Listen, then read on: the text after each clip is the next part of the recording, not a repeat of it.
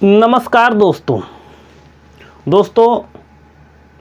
आज का ये जो सेशन है, जो सेगमेंट है, वो आपके सवाल और जवाब से जुड़ा हुआ है।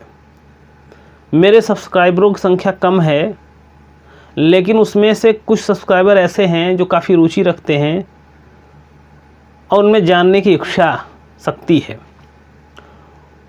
कुछ लोगों ने मेरे ईमेल पे जाकर के कुछ सवाल पूछा है, उन्हीं सवालों का मैं जवाब दूंगा। वैसे सवाल 3 प्रकार के होते हैं, एक तंग एवं परेशान करने वाला, एक परीक्षण करने वाला, एक जिज्ञासावश, जिसमें जानने की इच्छा छिपी होती है। ऐसे किसी भी सवाल का जवाब जिसमें जानने की इच्छा छिपी हुई है, वो सारे सवाल का जवाब मैं दूंगा, चाहे वो कानून से जुड़ा हुआ मुद्दा हो या अभी आगे आने पर कंपटीशन से जुड़ा हुआ मुद्दा हो। सब पर आपका सब जवाब दिया जाएगा। तो वो जो एक पहला सवाल आया हुआ है, गणेश जी ने पूछा है। उन्होंने पूछा है कि राष्ट्रपति बड़ा होता है या प्रधानमंत्री बड़ा होता है। तो ये सवाल गणेश जी का मैं शैक्षणिक स्तर नहीं जानता, गणेश जी के बैकग्राउंड के बारे में मैं नहीं जानता। हालांकि उनका जो सवाल आया है मैं उसका जवाब सिर्फ दूंगा। तो हालांकि सवाल ये जो है बहुत हल्का है, लेकिन फिर भी जिज्ञासा छिपी हुई है, मैं इसको बताऊँगा।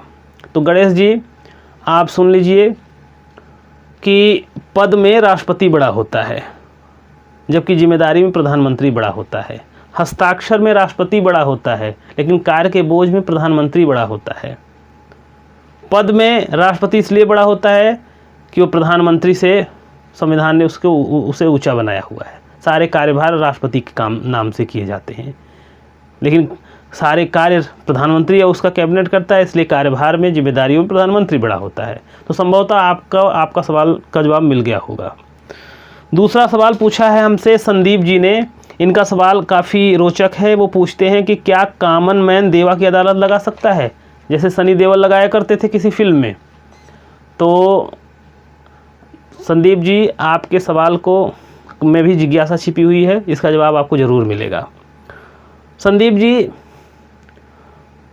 देखिए, भारतीय साक्ष्य अधिनियम में जो न्यायालय शब्द की परिभाषा बताई गई है, वो बताया गया है न्यायालय शब्द से विपरीत है और इसके अंतर्गत आता है कोई न्यायाधीश, कोई मजिस्ट्रेट तथा मध्यस्थों को छोड़कर साक्ष्य वैध रूप से शपथ पर लेने के लिए प्राधिकृत कोई व्यक्ति आता है।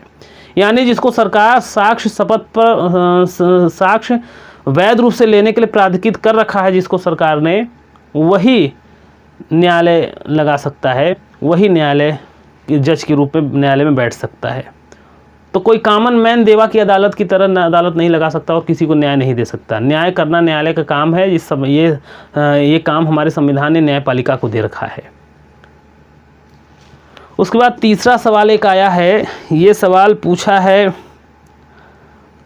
अजय जी ने पूछा है। ये पूछ रहे हैं, क्या झूठा मुकदमा लगाकर किसी को पस्त किया जा सकता है?